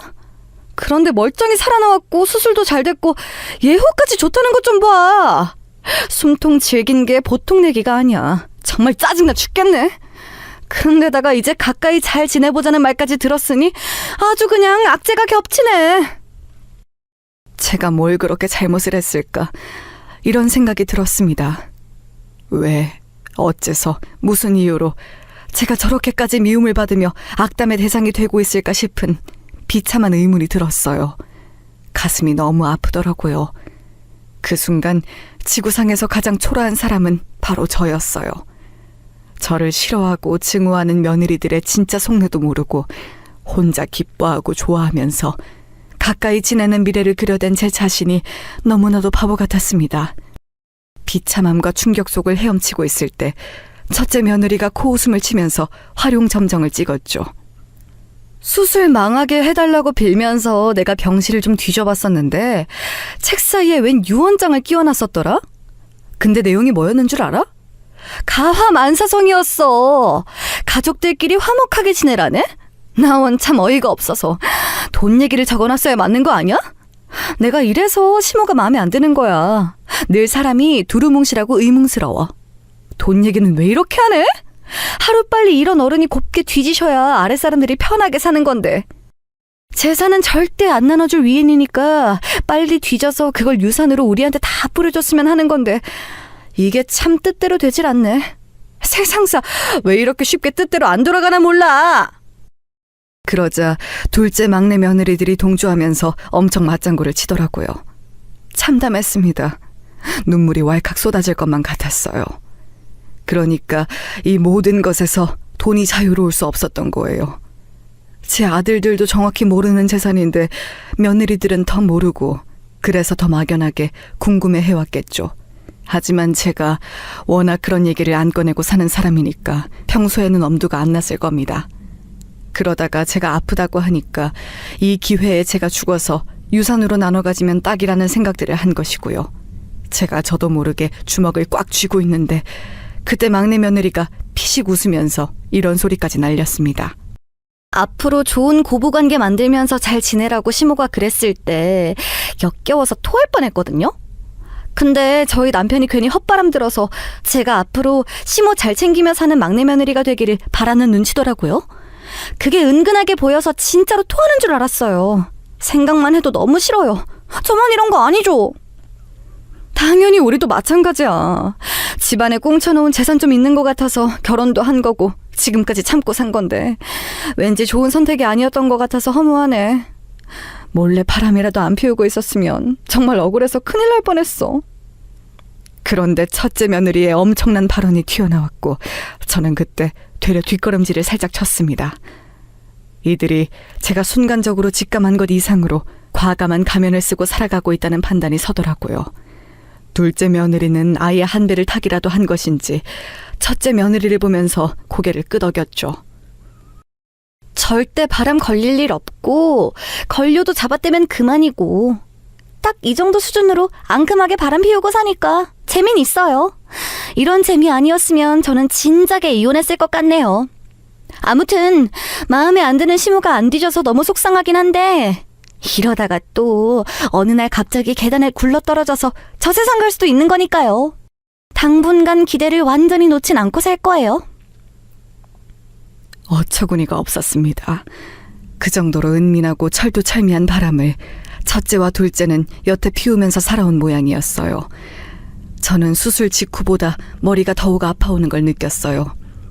막내까지 가세해서 바람 피우는 이야기, 재미없는 남편들 데리고 사는 이야기, 주는 거 없이 얄밉고 꼴보기 싫은 시모욕.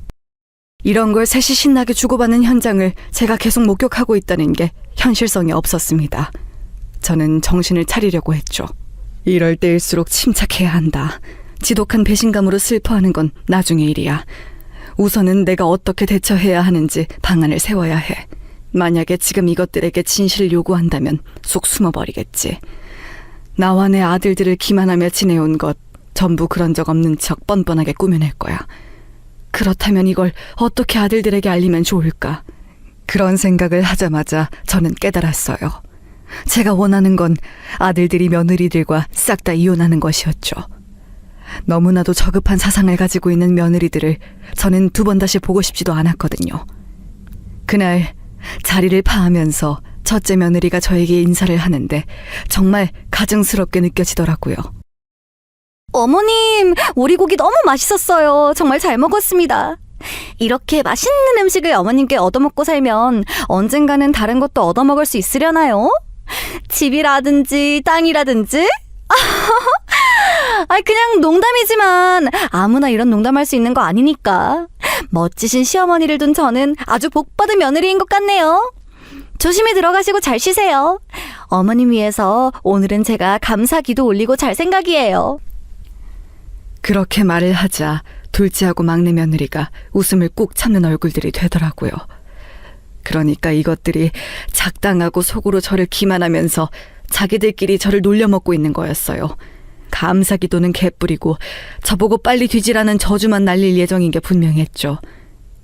어쩜 이렇게 못된 것들에게 잘못 걸려서 결혼들을 했는지. 저는 제가 기만당해서 속이 상하는 것보다 아들들 생각에 너무 속상해서 잠을 설쳤습니다. 아들들에게 제가 따로 물어봤어요. 며느리들하고 평소 부부 사이는 문제없이 괜찮아 왔는가 하는 여부를 말이죠. 갑자기 그런 건 왜 물어보세요? 암 수술 받고 나시니까 정말 세상이 달리 여겨지시나 봐요. 어머니가 이런 거 쉽사리 물어보실 분이 아닌데. 부부 사이가 맨날 그냥저냥 평범하죠 뭐. 별거 없어요. 맨날 똑같이 살아요. 첫째가 당황스러워하면서 대답했는데 그 뉘앙스에서 저는 100% 신뢰하는 부부 사이는 아니다라는 느낌을 받았습니다. 왜냐하면 우물쭈물거리더라고요. 둘째나 막내도 마찬가지였고요. 누구 하나 무조건 좋다고 하지 않았습니다. 가뜩이나 며느리들에 대한 충격으로 제가 들끓고 있었는데 아들들이 이런 반응을 보여주니 제가 망설일 이유 따윈 없었죠. 세 아들을 따로 불러놓고 제가 엄청난 이야기를 꺼냈습니다. 내가 이런 문제 가지고 농담할 이유도 전혀 없고 그러니까 다들 진지하게 내 말을 들어줬으면 해. 나는 재산을 미리 상속해줄 생각이야.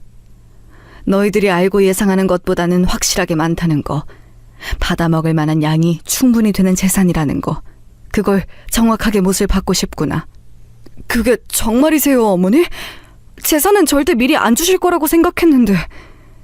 저 사실은 반쯤 포기하고 있었는데 이렇게 직접 말씀해 주시니까 너무 속이 시원해요. 엄마, 그런데 갑자기 왜 마음이 바뀌셨어요? 원래는 더 손에 쥐고 계실 줄 알았는데요. 혹시 무슨 일이라도 있으신 거예요? 여기까지 들었을 때 새 아들의 얼굴이 환하게 밝아지더니 새 아들이 쪼르르 한마디씩 날렸죠. 제가 그저 환한 웃음으로 답하자 새 아들은 안심이라도 됐는지 따라서 웃어 보였지만 잠시 후에 이어진 제 말을 들은 순간 동시에 당황하였죠. 아이의 낯빛이 창백하게 보일 정도가 되더군요. 그럴만도 했어요. 제가 그만큼 엄청난 말을 했으니까요. 단 조건이 있어. 내가 피와 땀을 흘려가며 번 돈, 쌓아올린 재산, 절대 맨입으로는 줄 수가 없거든. 내가 제시한 조건을 달성한 사람에게만 재산을 미리 상속해 줄 거야. 그건 바로 며느리가 저지른 부정. 그 증거를 잡아서 이혼하는 아들에게만 미리 재산을 나눠주려고 해. 예? 어머니, 대체 그게 무슨 말씀이세요? 저뿐만 아니라 지금 동생들도 이해를 못한 얼굴들인 거 보이시죠? 이해를 못했을 뿐이지 말을 못 알아들은 건 아니잖니? 내가 한 말 천천히 곱씹어보면서 잘 실행했으면 좋겠구나. 미리 말하는데 여기엔 어떤 강요도 없어. 재산을 원하는 사람만 내 말을 따르면 되는 거야. 그렇지만 어머니, 잘 생각을 해보세요. 내 것인 조건 말이에요. 그건 애초에 집사람들이 부정을 저지르고 있어야 한다는 전제가 그게 성립되어야 하는 거잖아요. 그렇지 않나요? 부정을 저지른 증거를 잡아서 그걸로 이혼을 해야 한다는 말씀이신데 어머니께서 저희 형제가 이혼하는 걸 바라실 분도 아니고 너무 이해가 안 돼요. 막말로 어머니 말씀 따라서 각자 집사람들이 죄다 부정을 저질렀다면 또 모를까. 황당하다는 듯 중얼거리던 첫째의 얼굴이 이내 아리송하게 변했어요. 본능이라는 게 첫째의 말끝을 흐리게 한 걸지도 모르죠. 그 옆에서 둘째는 어느새 진중한 고민에 돌입한 모습이었고요. 막내는 혼자 따로 생각을 정리하고 싶은 것인지 혼자 먼저 자리를 뜨기까지 했습니다. 이렇게 이미 움직이기 시작한 거였어요. 며칠 후 막내 며느리가 저에게 도움을 요청하더라고요. 막내에게서 부정을 의심받고 있는데 어이가 없고 억울하니까 저에게 좀 도와달라는 것이었어요. 어머님께서 따끔하게 한마디 좀 해주세요. 남자가 되어서 쪼잔하게 자기 여자를 이런 걸로 의심하면 안 된다고 잔소리 한번 해주시면 제가 너무 좋을 것 같아요. 이런 걸로 의심당하니까 저로서는 정말 황당하고 기가 막히고 눈물이 다 나오네요. 어쩌면 좋아요. 눈물이 나오면 흘려야지. 어쩌면 좋긴 뭘 어쩌면 좋아. 그리고 네가 떳떳하고 당당하면 별 문제될 게 없어 보이는구나. 정 네가 억울하고 분하다면 너도 우리 막내 아들이 결혼하고 허튼 수작 딴 데서 부리고 다닌 건 아닌지 샅샅이 조사하면 되지 않겠니? 눈에는 눈, 이에는 이라잖아. 네? 지금 제가 옳게 들은 것 맞아요? 어머님께서 이런 반응을 보이실 줄은 몰랐는데 제가 아는 어머님이 아닌 것 같아요, 지금.